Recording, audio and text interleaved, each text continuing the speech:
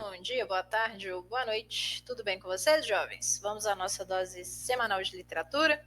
Bom, prometo que hoje a aula vai ser mais curtinha, porque na semana passada foi chuva de aula para vocês, né? Tive que dividir em duas partes muito grandes, mas hoje eu vou falar um pouquinho sobre conceitos, mais do que tudo, dessa escola literária tão importante para o Brasil, para Minas Gerais, inclusive, né? Nós temos aí a honra de ter no nosso estado várias representações de arte barroca. Grandes representantes do barroco são artistas brasileiros, mineiros. Então, essa escola literária é extremamente interessante para a gente, que a gente consegue, inclusive, observar de perto muitas coisas, né? Bom, mas a aula vai ser um pouquinho mais curta, porque eu quero também interagir com vocês para falar sobre o barroco. Então, acho que a gente vai conseguir construir mais coisas interessantes durante as lives para a gente estudar essa escola. Tranquilo? Lembrando que acabamos de entrar no módulo 2, no volume 2, módulo 4, frente D. O título desse módulo é Barroco e Arcadismo, a literatura no Brasil colônia. Como vocês sabem, eu gosto muito de problematizar questões aí. Acho que é fundamental, sobretudo se tratando de arte, que a gente problematize mesmo, né? É um aspecto importante. Quando a gente fala Brasil colônia, né? Por mais que a gente tenha aí datas que mostrem nossa independência em termos artísticos, nós ainda acabamos dependendo de aspectos europeus. Discuti isso na última aula que eu deixei para vocês, né? E aqui não vai ser diferente. O barroco brasileiro, ele é uma representação de ideais muito ligados aí a ideais europeus. Tranquilo? Lembrando que nós temos povos originários, né? Os povos aí que foram chamados pelos portugueses de índios, que traziam a sua moralidade, a sua religiosidade de uma forma muito diferente da dos europeus. Os europeus acreditam em um Deus cristão e trazem isso para esse solo brasileiro e impõem essa fé através da catequese, lá no quinhentismo, que vocês já estudaram, e a literatura, inclusive, né, gente, a primeira literatura aqui que nós temos, o quinhentismo, que é uma literatura de catequese, né, que é feita aí a partir da leitura de trechos da Bíblia e fazendo com que os índios começassem a falar a língua portuguesa para que eles fossem catequizados. E aqui no barroco não vai se diferenciar muito em relação a ser uma arte ainda pautada nessa moralidade cristã. E essa representação é muito interessante, porque aqui no Brasil é um pouco diferente da Europa, nós temos uma pluralidade muito grande em termos religiosos também. Lembrando que as pessoas escravizadas que foram arrancadas, né, de suas terras e trazidas para cá, elas carregam a fé delas também. Então nós temos uma questão muito forte de uma tradição africana aqui dentro. Então essas religiões que eles trazem também vão acabar aparecendo de alguma forma dentro das artes, mesmo que seja marginalizada, e até hoje nós vamos ter aí aspectos muito fortes dessa pluralidade religiosa que já acontecia aqui no Brasil, tá bom? Bom, então vamos lá. Eu trouxe coisas bem pontuais porque eu quero conversar com vocês melhor sobre barroco. Levantando alguns aspectos, isso daqui é revisão porque vocês estudam barroco na primeira série do ensino médio. O que nós temos de característica dentro do barroco, gente? E aí eu estou falando de barroco como uma representação de literatura barroca, mas também das outras artes. O barroco ele não vai ser unicamente literário, né? Eu acho que a maior representação são as representações plásticas, as pinturas, as igrejas, e tudo isso, gente, tem um porquê moral, religioso, tá? O barroco talvez seja a escola literária mais ligada a questões religiosas aí. Então, o que a gente vai ter como característica do barroco, tanto nas artes plásticas, nas construções, quanto na própria literatura? Existe um conflito gigantesco, né? Talvez essa seja a maior dualidade. Um dilema, dúvidas. E qual que é esse dilema, né? Qual que é esse contraste entre a razão e a fé, a obediência e a experimentação? A gente está no momento transitório, né? Do Renascimento e da Idade Média, a gente tem esse retorno aí da questão do humanismo, né? Da igreja aí começar a perder ali sua força no Renascimento. A gente tem um classicismo que vai exaltar, né, o próprio homem, suas aventuras, a ciência, e aqui a gente vai ter essa dualidade também, que é muito uma retomada ali dessa transição da Idade Média para o Renascimento. E nós temos o antropocentrismo versus o teocentrismo, assim como na Idade Média e no Renascimento. Tranquilo? O homem começa ali a se questionar, a gente está falando aqui do Brasil, né, sobretudo, sobre o seu lugar no mundo. E é de uma forma muito sofrida, viu, gente? O barroco é sofrido. Fusionismo, que é uma característica também, que é a tentativa de unir elementos contrários. Isso é muito legal da gente observar nas artes. Eu vou fazer uma aula só com imagens do barroco para a gente analisar, inclusive, esse fusionismo. O fusionismo é de fusão, ok? De juntar, unir. E quais seriam esses elementos contrários? Gente, basicamente, Deus e o diabo, o céu e o inferno. A vadiagem, né, em relação aí à moralidade. Então, juntar esses dois elementos no barroco é uma coisa que aparece muito. E a gente tem um grande representante que vai fazer isso muito bem, que é o Gregório de Matos, Boca do Inferno, que ele coloca em suas poesias, ele tem ali poesias satíricas, poesias que ele vai falar de Deus e do diabo, que ele vai falar de sexo, que ele vai falar de bebedeira, e ao mesmo tempo ele vai pedir perdão a Deus, e ainda vai dar uma zoada com Deus e falar assim, ó, o Senhor é todo misericordioso, todo maravilhoso, perdoa tudo, né? Então eu vou fazer esse monte de coisa aqui, e aí tudo que vocês imaginarem, bebedeira, sexo, várias experimentações que cabem ao humano, né? Essa questão da terra mesmo, do profano, e depois ele ainda fala com Deus que vai pedir perdão e Deus há de aceitar esse perdão dele. Então ele está unindo o quê? Quais elementos contrários? O homem e Deus. A imoralidade versus a moralidade cristã, né? A fraqueza humana versus o perdão divino. Então, isso é um fusionismo também que aparece na literatura. Bom, o barroco foi uma tendência artística que se desenvolveu primeiramente nas artes plásticas, né? Por isso que eu falei que as artes plásticas são tão importantes, e depois se manifestou na literatura, no teatro e na música.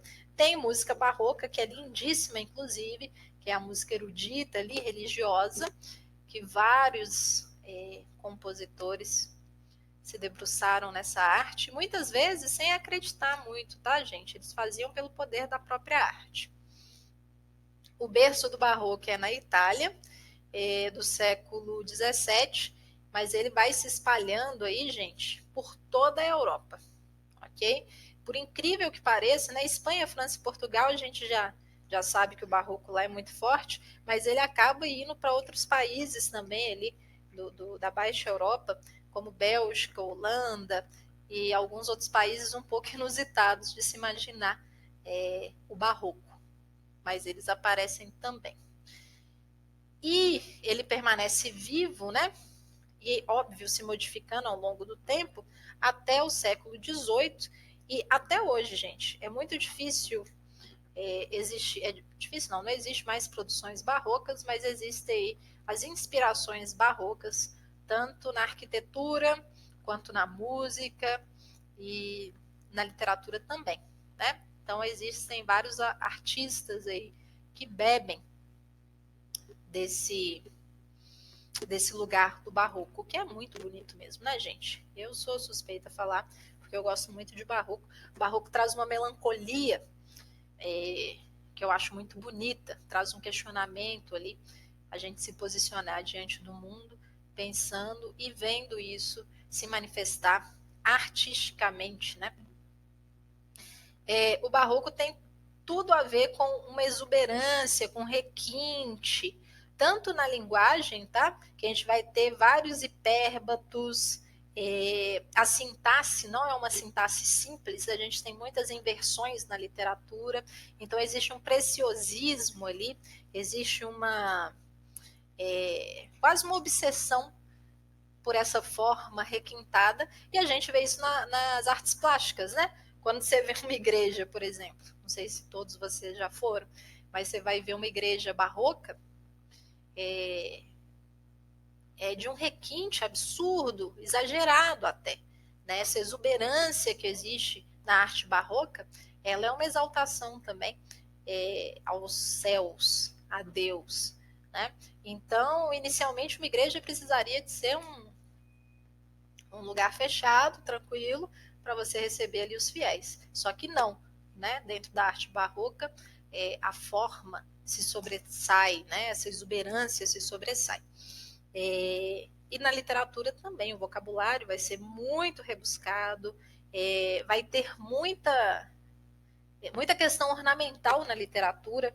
Você consegue observar todo o cuidado, quase plástico mesmo, na escrita, imitando bastante aí as artes plásticas barrocas. E na música também não poderia ser diferente. Quando você vai escutar a música erudita barroca, que geralmente são cânticos, né, gregorianos aí, você consegue perceber todo o requinte. Você tem ali uma gana de instrumentos se sobrepondo.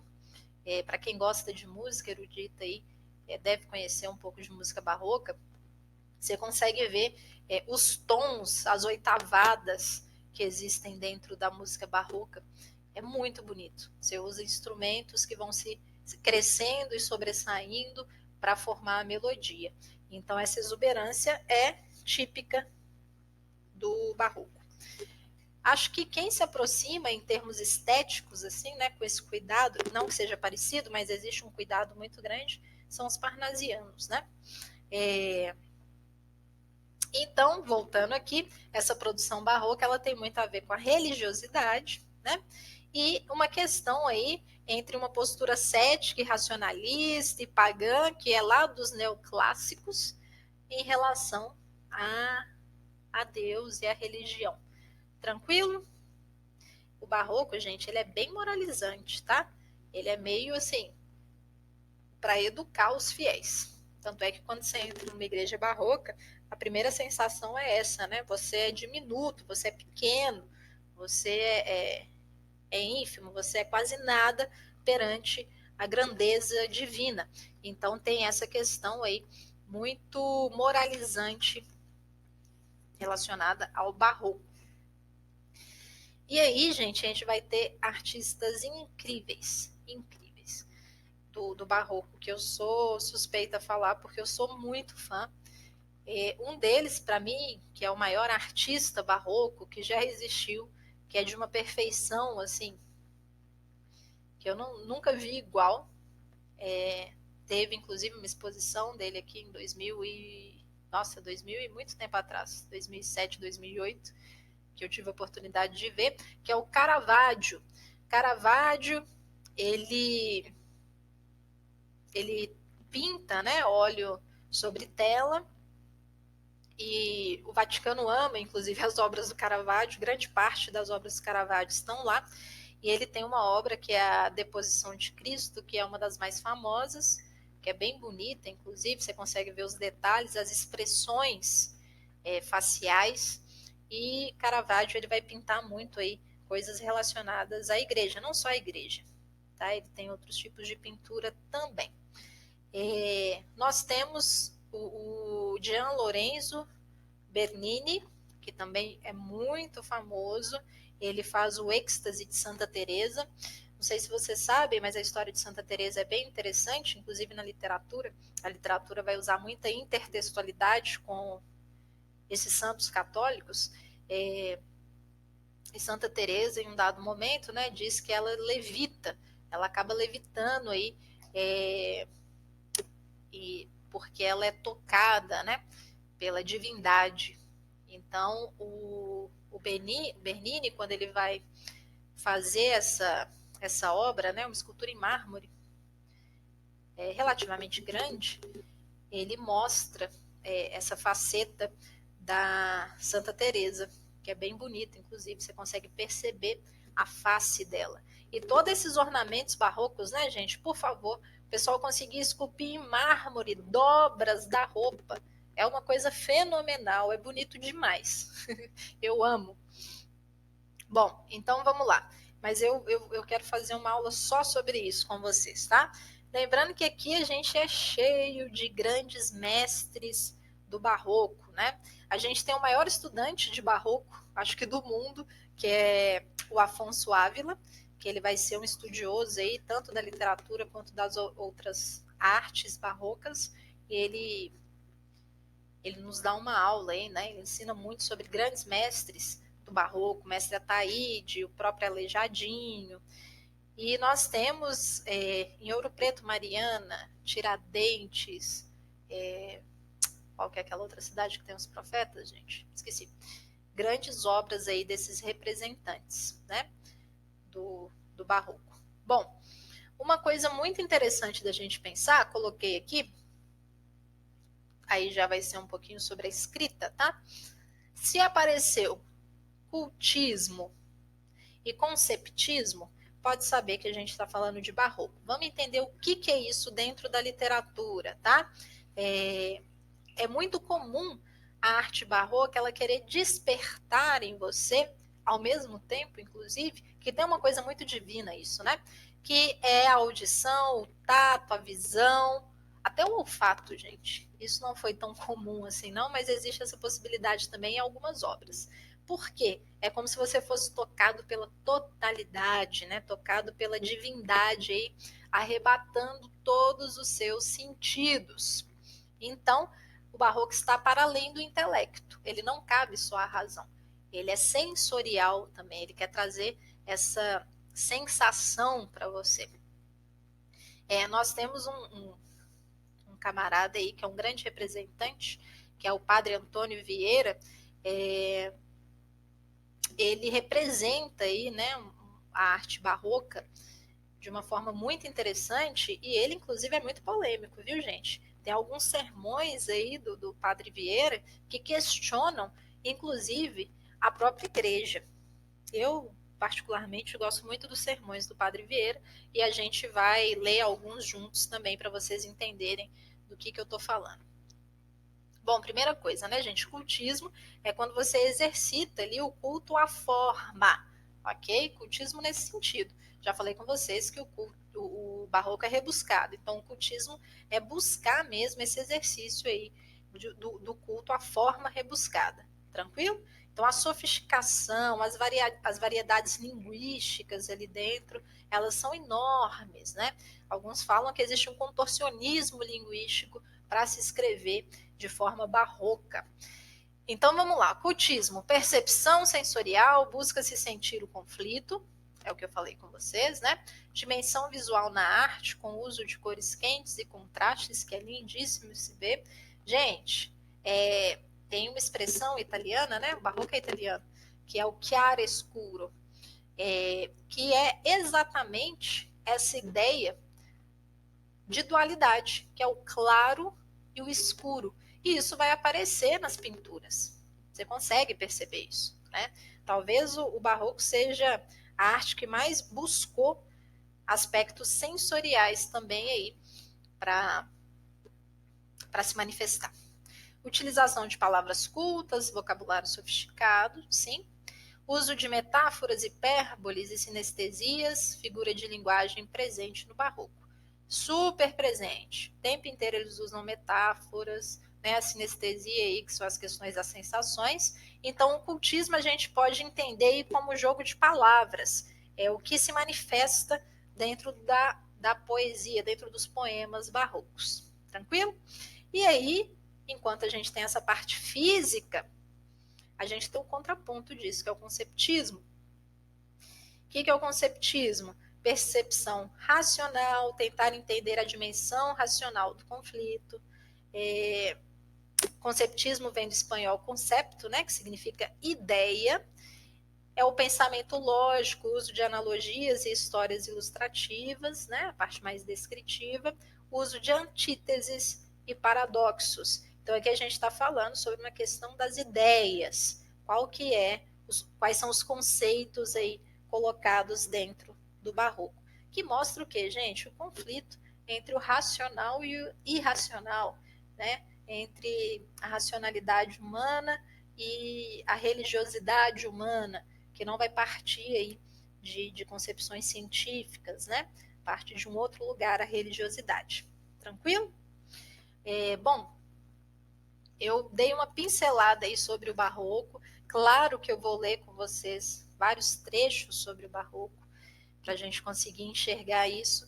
E o meu escritor predileto do barroco é o Gregório de Matos. Gente, só uma provocação aí. Eu sempre falo com vocês que até hoje se questiona se nós temos de fato uma literatura brasileira com a identidade brasileira, né? Ou se nós reproduzimos as coisas dando aí uma carinha tupiniquim para elas. E o Gregório de Matos, ele participa, né, dessa discussão porque alguns especialistas em literatura, alguns doutores em literatura, acreditam que a gente começa a ter uma identidade nacional a partir do barroco e que o Gregório de Matos ele é o grande representante dessa identidade nacional. Outros dizem que não, que ele é luso-brasileiro, que ele não traz aí um conceito unicamente brasileiro, que não são questões brasileiras que ele discute. E eu deixo aí para vocês pensarem sobre isso. Será que nós temos uma identidade nacional? E eu vou ler um pedacinho aqui de um poema do Gregório, só para vocês entenderem um pouquinho do que eu estou falando e poderem pensar nessa discussão aí que eu quero levantar com vocês, tá? Gregório de Matos, luso brasileiro, vai estudar na Europa, vai entender um pouco do barroco europeu, volta para o Brasil, revoltadíssimo, tá, gente? Ele, inclusive, o apelido dele era Boca do Inferno, e muito odiado aqui no Brasil por muitos e amado por muitos também. Esse poema que eu vou ler para vocês, inclusive, foi musicado pelo Caetano Veloso de uma forma lindíssima, que se chama Triste Bahia. Vou ler para vocês esse trechinho aqui. Triste Bahia, ó quão dissemelhante, estás e estou do nosso antigo estado. Pobre te vejo a ti, tu a mim empenhado, rica te vejo eu já, tu a mim abundante. A ti tocou-te a máquina mercante, que em tua larga barra tem entrado. A mim foi-me troncado e tem trocado tanto negócio e tanto negociante. Deixem dar tanto açúcar excelente pelas drogas inúteis, que abelhudas simples aceitas do sagaz brichote. Ó, se quisera Deus que de repente um dia amanheceras tão sisuda que fora de algodão o teu capote. Complexa essa poesia, vou deixar vocês analisarem, entenderem o que ela está falando. É uma crítica, né? Já vou dizer isso para vocês. E a gente para por aqui um pouquinho sobre o barroco, mas a gente tem muita coisa para conversar sobre, tá? Quem tiver interesse, está na página 108, o QR Code dessa música Triste Bahia, que no disco Transa, o Caetano musica. E deixo para vocês também, que está no livro aí, existe um filme, Gregório de Matos, e Palavra e Utopia, que são filmes que vão falar aí sobre esse período tão interessante e esse escritor que talvez tenha sido um dos mais polêmicos da literatura brasileira. Tá ok? Gente, um abraço para vocês, espero que vocês tenham gostado. Beijo e tchau!